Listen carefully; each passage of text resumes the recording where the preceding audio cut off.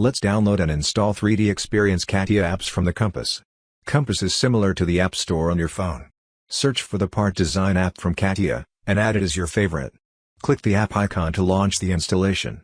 If you are using it for the first time, the platform will ask you to install the 3DEXPERIENCE launcher.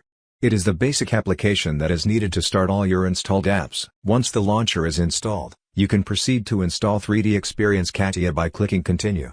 The installation files will be downloaded and CATIA apps will be installed on your computer. The download and installation will complete in some time.